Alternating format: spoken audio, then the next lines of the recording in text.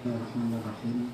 Assalamualaikum warahmatullahi wabarakatuh. Waalaikumsalam warahmatullahi wabarakatuh. Alhamdulillah, hamdan wa syukran lillah. Salatu wassalamu ala rasulillah wa ala alihi wa ashabihi wa mawalah, amma ba'd.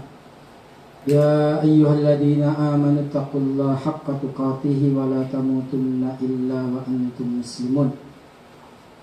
Alhamdulillah, kita bersyukur pada Allah pada pagi hari ini kita bisa bertemu kembali di kajian pekanan kita ini. Mohon maaf karena Selasa kemarin tak bisa datang.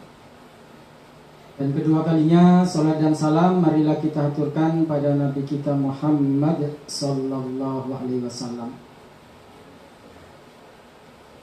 Pas kalian, pada kesempatan kali ini kita akan melanjutkan tema kita tentang ruqyah, dan hari ini kita akan membahas lebih spesifik, lebih fokus, yaitu tentang ruqyah mandiri.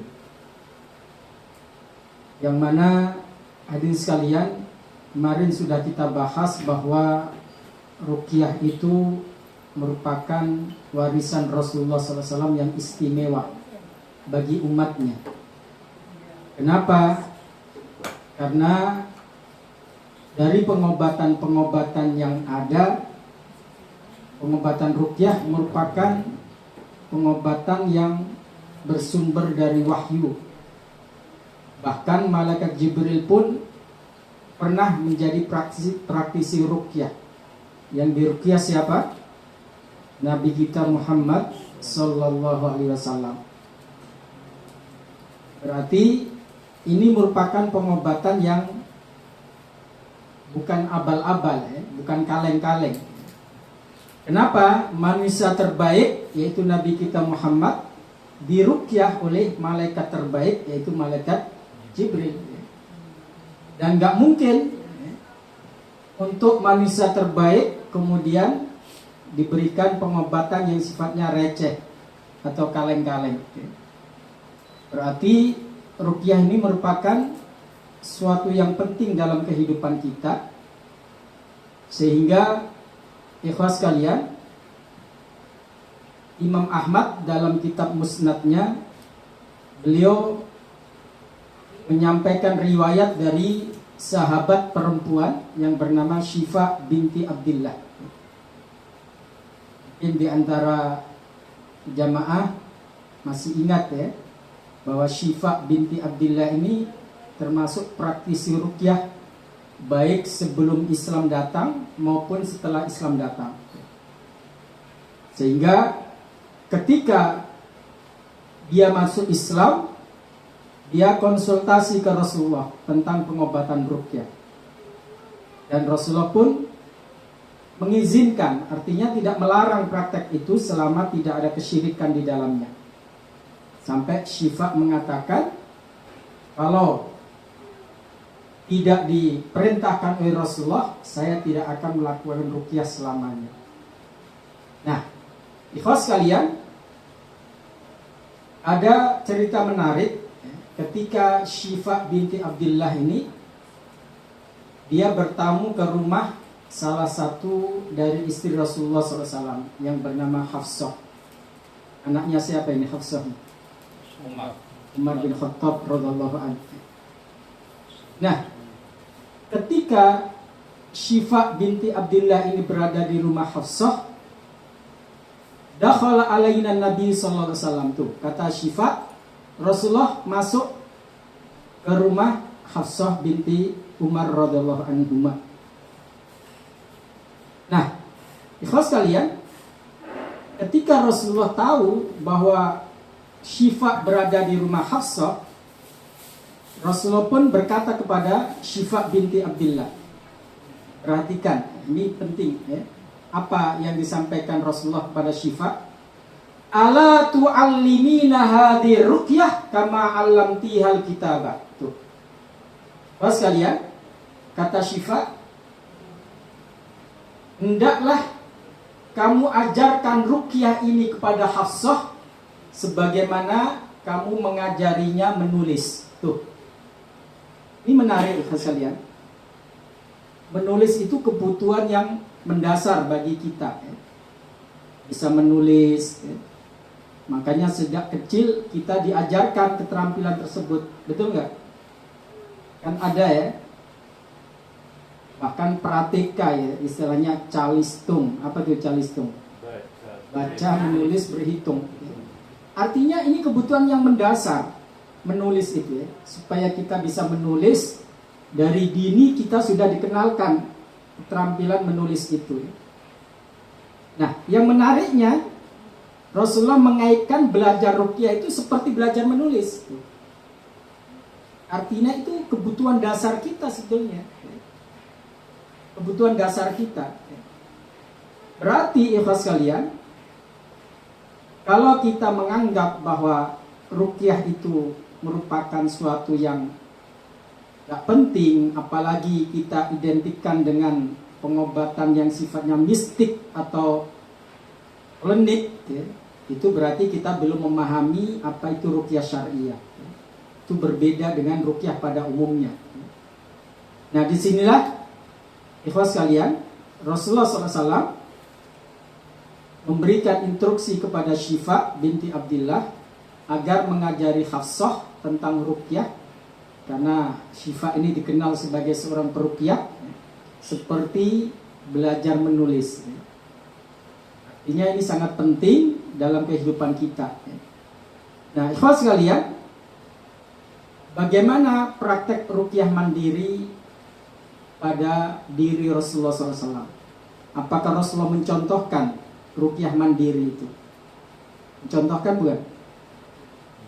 Hah? Halo? Jamaah sekalian, Rasulullah sendiri tidak hanya sekedar memberikan perintah untuk kita melakukan ruqyah, ya. Istilahnya tidak hanya omon-omon, ya. Gak hanya ngomong Rasulullah, ya. Tapi Rasulullah sebagai praktisi, Rasulullah sebagai peruqyah, ya. Baik itu untuk dirinya maupun untuk keluarganya dan juga para sahabatnya. Simak di sini jamaah sekalian, Imam Bukhari dalam kitab Sahihnya beliau menyampaikan apa yang disampaikan oleh Bunda Aisyah radhiallahu anha. Kalau Hafsah tadi anaknya Umar, kalau Aisyah anaknya siapa? Abu Bakar radhiallahu anhu. Nah, beliau mengatakan, karena Rasulullah sallallahu alaihi wasallam idza awa ila firashihi nafatha fi kaffai bikul huwallahu ahad wa bil muawwidataini jami'an. Thumma masaha bihima wajhahu wa ma balagha yadahu min jasadik. Hadis riwayat Imam Bukhari. Rasulullah sallallahu alaihi wasallam diceritakan oleh Bunda Aisyah radhiallahu anha, ya, istri beliau, idza awa ila firashi, ketika Rasulullah sudah siap di pembaringannya mau tidur, ya. Nafatha fi kaffai bikul wallahu ahad wa bil muawwidataini jami'an. Rasulullah membacakan Al-Ikhlas dan Al-Muawwidatain. Masih ingat ya istilah ini? Kalau Al-Muawwidatain berarti hanya Al-Falaq dan An-Nas. Tapi kalau Al-Muawwidat sudah masuk Al-Ikhlas juga, ya. Nah, di sini Bunda Aisyah memisahkan, ya. Beliau mengatakan Rasulullah kalau sudah ada di pembaringannya mau tidur, beliau membaca Qul huwallahu ahad dan Al-Muawwidatain. Lalu ditiupkan ke kedua telapak tangannya. Kemudian setelah ditiupkan, masaha bima wajahu, diusapkan ke wajah beliau, wama balagot min jasadi, lalu ke seluruh tubuh yang bisa dijangkau oleh tangan beliau. Jadi termasuk bagian belakang yang bisa dijangkau diusapkan. Nah, ikhwas sekalian, ini merupakan contoh dari ruqyah mandiri. Kemarin sudah kita sampaikan, ya, ruqyah itu fungsinya dua macam. Ya. Masih ingat? Yang pertama preventif, penjagaan. Yang kedua kuratif atau pengobatan. Nah, kalau yang disampaikan oleh Bunda Aisyah ini preventif atau kuratif? cerita tadi. Preventif. Ya. Preventif. Jadi Rasulullah nggak sedang kena gangguan, Rasulullah nggak sedang sakit, mau tidur. Rasulullah meruqyah dirinya dengan cara tadi ya, membaca apa? Al-Ikhlas, Al-Falaq dan An-Nas, lalu ditiupkan ke telapak tangan beliau, lalu diusapkan ke badan beliau dimulai dari muka. Ya. Artinya di sini Rasulullah SAW melakukan ruqyah apa? Mandiri. Ya. Rasulullah nggak sedang diruqyah malaikat Jibril atau diruqyah oleh Bunda Aisyah, enggak. Tapi Rasulullah melakukan sendiri. Dan ini ruqyah jenis ini hampir semua kaum muslimin sudah mempraktekkan sebetulnya. Jadi ketika mau keluar rumah baca doa itu ruqyah ya, supaya kita aman saat keluar dari rumah, saat pergi. Kita mau masuk kamar mandi atau toilet kita berdoa, itu juga ruqyah. Dan ini sifatnya apa? Preventif ya. Penjagaan, perlindungan. Dan itu dicontohkan oleh Rasulullah SAW. Kemudian ikhwas sekalian, kalau tadi cerita dari Bunda Aisyah radhiyallahu anha, ini cerita dari sahabat yang bernama Abu Bakrah. Ini sahabat Abu Bakrah radhiyallahu an, itu ketika di pagi hari dan sore hari itu diperhatikan oleh anaknya yang bernama Abdurrahman. Siapa namanya? Abdurrahman. Jadi Abdurrahman ini memperhatikan ayahnya Abu Bakrah. Kalau di pagi hari dan sore hari selalu melakukan ritual yang sama, yaitu zikir. Di antara zikir yang dia dengar apa? Allahumma afini fi badani, Allahumma afini fi sam'i, Allahumma afini fi basari, la ilaha illa anta. Itu diulang sampai 3 kali. Allahumma afini fi badani, apa artinya? Ya Allah, sehatkanlah badanku. Allahumma afini fi sam'i, ya Allah, sehatkanlah pendengaranku. Allahumma afini fi basari, ya Allah, sehatkanlah penglihatanku. La ilaha illa anta, tiada ilah kecuali engkau. Nah, ikhwas sekalian, saat itu Abu Bakrah nggak sakit, tapi anaknya melihat setiap pagi dan sore ayahnya itu melakukan itu, membaca doa ini, sehingga suatu saat beliau nanya, kenapa melakukan hal itu? Apa kata Abu Bakrah? Jawab beliau, ya bunayya, wahai anakku, sami'tu Rasulullah sallallahu alaihi wasallam yad'u bihinna fa anna uhibbu an astanna bi sunnatihi. Tuh, jamaah sekalian, kata sahabat Abu Bakrah, saya telah mendengar Rasulullah SAW melakukan hal ini setiap pagi dan sore, membaca doa tadi 3 kali, dan aku pun ingin mengikuti sunnah beliau. Tuh, lihat di sini ikhwas sekalian, ternyata para sahabat begitu perhatian dengan apa yang dilakukan Rasulullah SAW. Tidak hanya istri beliau Bunda Aisyah, sahabat yang lain juga begitu. Kebiasaan Rasulullah apa sih? Itu mereka perhatikan. Ternyata diantaranya setiap pagi dan sore beliau membaca doa ini. Allahumma afini fi sam'i, fi badani dulu. Allahumma afini fi badani, Allahumma afini fi sam'i, Allahumma afini fi basari. Ditutup dengan kalimat tauhid. Apa itu? La ilaha illa anta. Di ikhlas sekalian, luar biasa ya ruqyah itu. Makanya kenapa ini penting? Ternyata di samping untuk memohon perlindungan kepada Allah, sekaligus ini merupakan ikrar kita untuk bisa terus menjaga tauhid kita kepada Allah Subhanahu wa taala ya. Karena zikir-zikir yang diajarkan Rasulullah itu syarat dengan nilai tauhid ya. Hanya memohon kepada Allah dan menafikan yang lainnya, menafikan yang lainnya. Kemudian ikhwas sekalian, kalau tadi yang pertama dari siapa? Bunda Aisyah radhiallahu anha. Yang kedua dari sahabat Abu Bakar. Nah, Imam Ibnu Majah dalam kitab Sunannya beliau meriwayatkan sahabat Ibnu Umar. Siapa tuh? Anaknya Umar bin Khattab ya. Namanya aslinya Abdullah bin Umar, tapi sering disebut dengan Ibnu Umar ya. Nama aslinya siapa? Abdullah ya.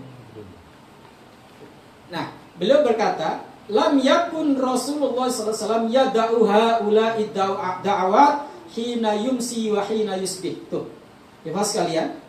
Kata sahabat Ibnu Umar, Rasulullah SAW tidak pernah meninggalkan doa ini di saat pagi dan sore. Tuh, perhatikan kalimatnya. Lam yakun Rasulullah SAW yada'.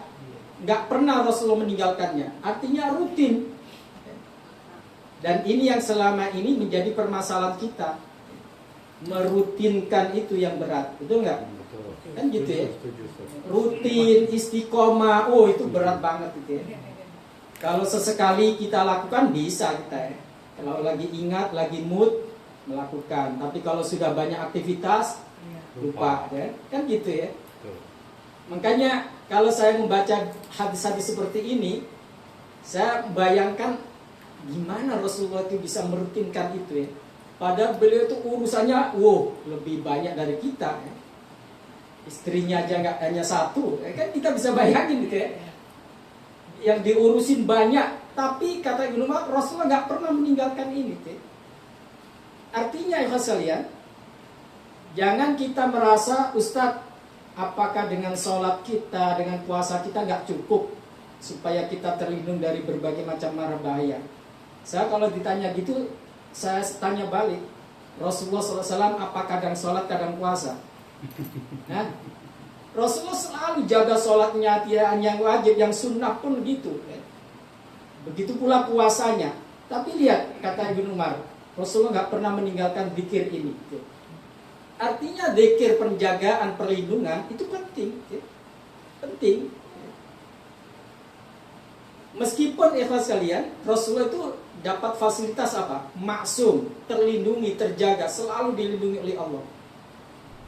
Kalau kita dapat fasilitas itu, wah kita nggak ngapa-ngapain tuh ya. Wah, dijamin kan gitu ya. Rasulullah walaupun dapat jaminan begitu, lihat, Rasulullah itu sebenarnya ingin memberikan teladan kepada kita umatnya ya.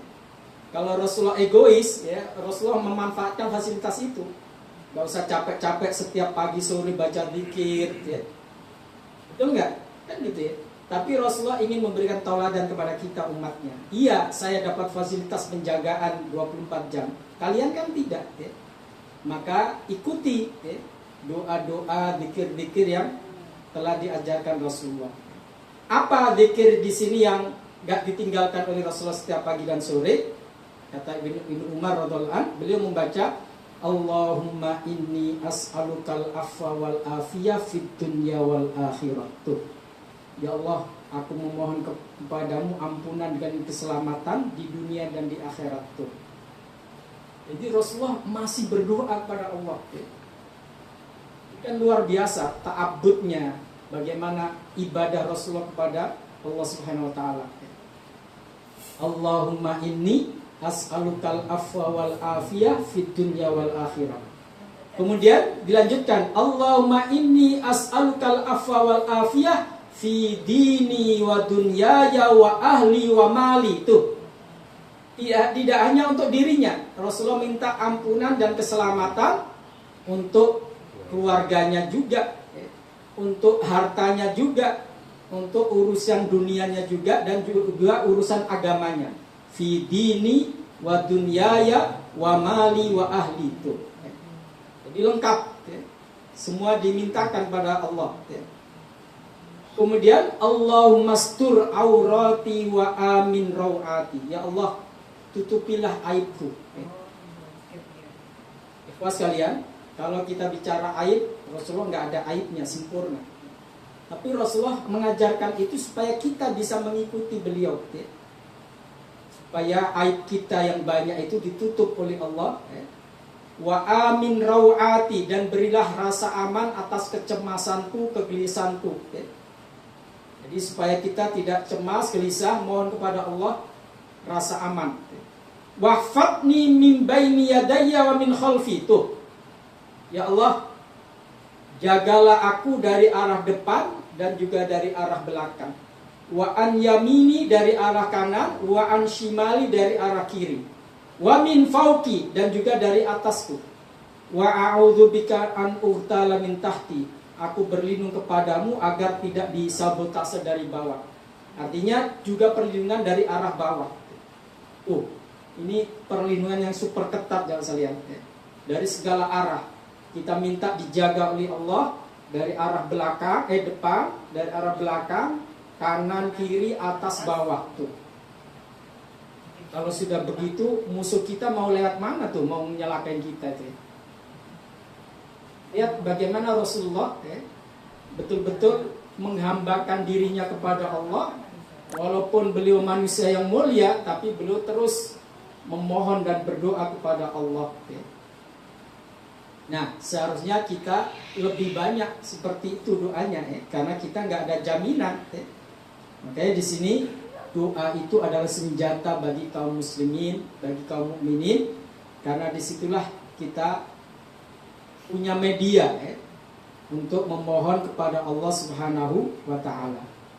Ini contoh ruqyah mandiri yang dilakukan Rasulullah dengan apa tadi? Dengan zikir-zikir dan juga dengan praktek, yaitu membaca Al-Ikhlas, Al-Falaq dan An-Nas. Lalu bagaimana dengan ruqyah mandiri yang sifatnya solutif atau kuratif, pengobatan? Apa Rasulullah pernah melakukan meruqyah dirinya saat beliau sakit? Pernah enggak? Pernah dan sering, jangan saya lihat. Ini dari Bunda Aisyah lagi. Jadi Bunda Aisyah ini subhanallah paling banyak di antara wanita yang meriwayatkan hadis karena sering dampingin Rasulullah. Jadi tahu betul. Nah, beliau pernah mengatakan, karena Rasulullah SAW idza ishtaka yaqra'u ala nafsi bil muawwidati wa yanfuth. Riwayat Imam Bukhari dan Muslim. Jadi kita nggak usah sanksi lagi, Ustadz itu hadisnya sahih enggak? Kalau sudah Bukhari dan Muslim, udah kita nyerah udah, jangan mempertanyakan kevalidannya.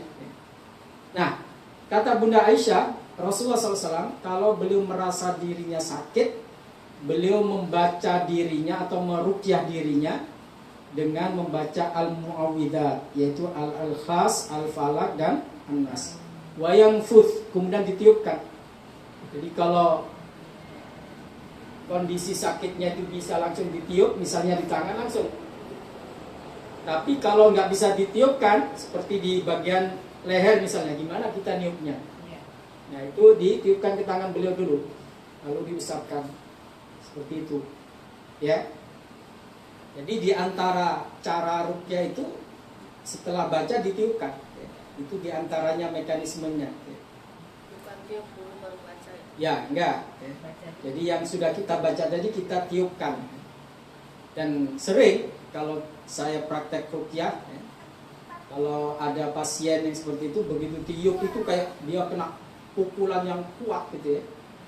Jadi langsung ngejerit, ada yang begitu, ada yang teriak, bahkan ada yang langsung kayak jatuh gitu ya. Padahal cuma tiupan aja ya. Jadi itu diantara yang diajarkan Rasulullah SAW untuk melakukan ruqyah, yaitu dengan meniupkannya. Dan Rasulullah melakukan itu ketika beliau meruqyah dirinya setelah membaca al-muawwidat, beliau tiupkan ke tubuh yang dirasa sakit oleh beliau. Dan sekali lagi ikhwas sekalian, antum memahami sakitnya Rasulullah ini sakit apa ini?